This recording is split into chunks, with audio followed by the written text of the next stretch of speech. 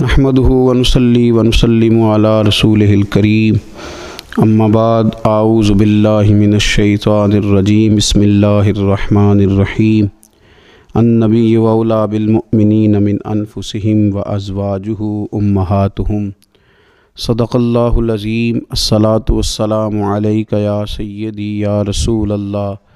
وعلی آلک واصحابک یا سیدی یا حبیب اللہ اللہم صلی علی سیدنا و مولانا محمد معدن الجود والکرم وآلہ وصحبہ وبارک وسلم۔ حمد و صلاۃ کے بعد اللہ تعالیٰ نے قرآن مجید میں ارشاد فرمایا ہے کہ النبی اولی بالمؤمنین من انفسہم، فرمایا یہ نبی مسلمانوں سے ان کی جانوں سے بھی زیادہ قریب ہیں۔ وَأَزْوَاجُهُ أُمَّهَاتُهُمْ، اور ان کی بیویاں مومنوں کی مائیں ہیں۔ نبی پاک صلی اللہ تعالیٰ علیہ وسلم کی تمام ازواج مطہرات مومنوں کی مائیں ہیں۔ مومنوں کا ان کے ساتھ خصوصی تعلق محبت ہونا چاہیے،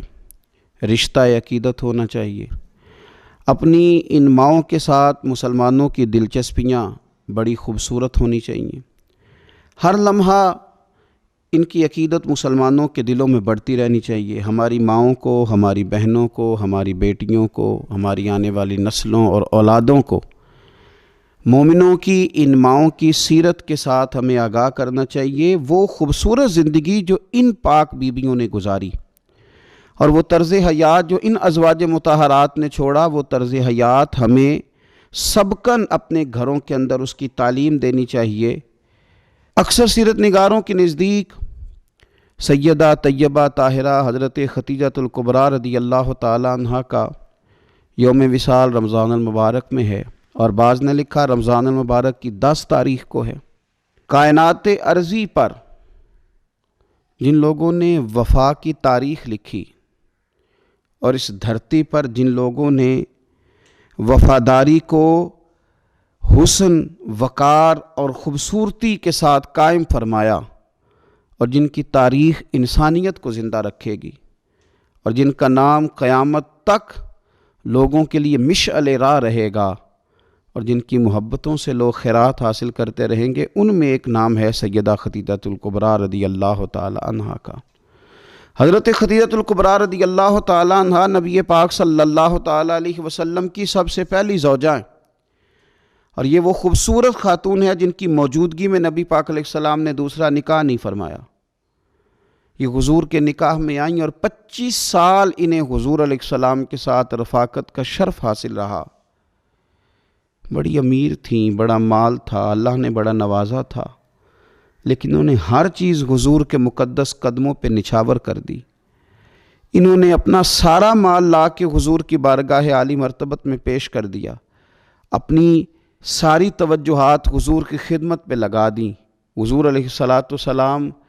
جب کفار کی ظلم و ستم سے، ان کی طرف سے آنے والی تکلیفوں سے پریشان ہو کے لوٹتے تو یہ مقدس خاتون میرے قریب محبوب کی دلجوئی کرتی۔ گھر کے اندر نبی پاک صلی اللہ تعالیٰ علیہ وسلم کا حوصلہ بڑھانے کے لیے اللہ تبارک و تعالیٰ نے حضرت ختیجۃ الکبریٰ رضی اللہ تعالیٰ عنہ کو منتخب فرمایا۔ آپ حضور علیہ السلام کی خدمت کرتی، حضور سے محبت کرتی، حضور کی ساری اولاد سوائے ایک صاحبزادے کے حضرت ختیجۃ الکبریٰ کے بطن نور سے ہوئی۔ اس ملکہ نے امیری چھوڑ کے حضور کے ساتھ فقیری کی، صبحیں بتائیں، شامیں بتائیں، جن کے لیے بہت ساری کنیزیں خود خدمت کرنے کے لیے موجود رہتی تھی۔ اس خاتون نے پھر اپنے دست مبارک سے حضور کی خدمت کی، کھانا پکایا، کپڑے دھوئے، ڈیوٹیاں کیں۔ قربان جائیں، حضرت عائشہ صدیقہ رضی اللہ تعالیٰ عنہ فرماتی ہیں میں نے رشک کیا ہے ساری زندگی حضرت ختیجۃ الکبریٰ پر۔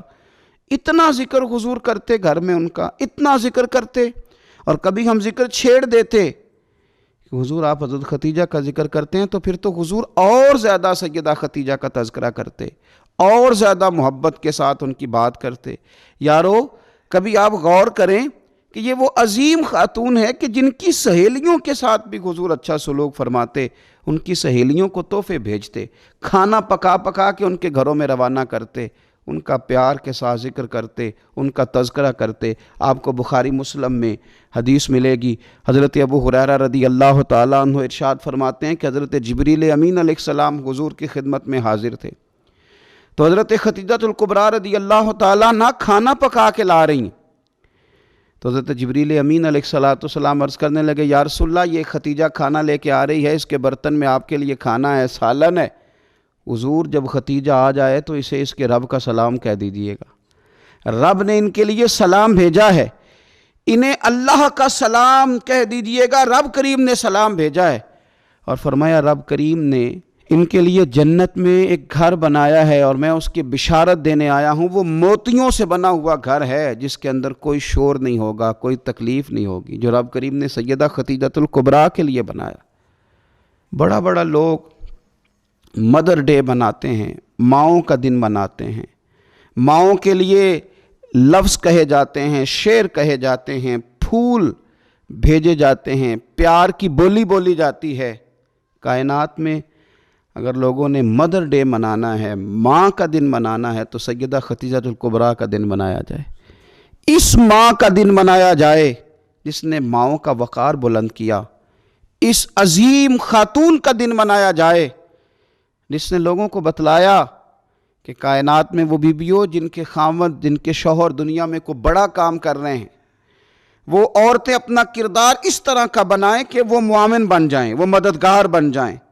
اگر وہ عورتیں حضرت خدیجہ الکبریٰ رضی اللہ تعالیٰ عنہا کا نقش قدم تلاش کر لیں گی، ان کا اسوہ نور اپنا لیں گی، تو ہو سکتا ہے کہ ان کے خامد اگر کوئی خیر کا کام کر رہے ہیں، کوئی بھلائی کا کام کر رہے ہیں، کوئی خدمت دین متین کر رہے ہیں، اس اسوہ کو اپنانے کی وجہ سے وہ ڈبل کام کر سکیں گے، شوہر پہلے سے زیادہ خدمات سر انجام دے سکیں گے۔ اس خاتون نے اپنی وفاؤں کا رخ اس طرح موڑا کہ اگر میں کہوں کہ وفا کا دوسرا نام ہی سیدہ خدیجہ الکبریٰ ہے، اگر میں کہوں کہ ادب کا دوسرا نام ہی سیدہ خدیجہ الکبریٰ ہے، اگر میں کہوں کہ شوہر کی فرما برداری کو کسی ایک جملے میں سمیٹا جا سکتا ہے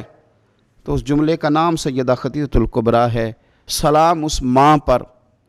جس ماں نے ہمارے پیارے محبوب علیہ السلام کو اتنا زیادہ پیار کیا کہ حضور سید عالم ان کے پاس آتے تو تسلی محسوس کرتے، کریم ان کے پاس جب تشریف لاتے تو حضور اپنے دل کو راحت میں محسوس کرتے۔ حضور علیہ السلام نے ان کے وصال کے سال کو غم کا سال قرار دیا۔ آؤ اس ماں کو خراج تحسین پیش کریں، اس ماں کا ذکر کریں، 10 رمضان مبارک کا سارا دن اس ماں کا ذکر کر کے گزاریں، ان کے لیے اپنے دل میں محبت پیدا کریں، اپنی بیٹیوں کو، اپنی بہنوں کو اور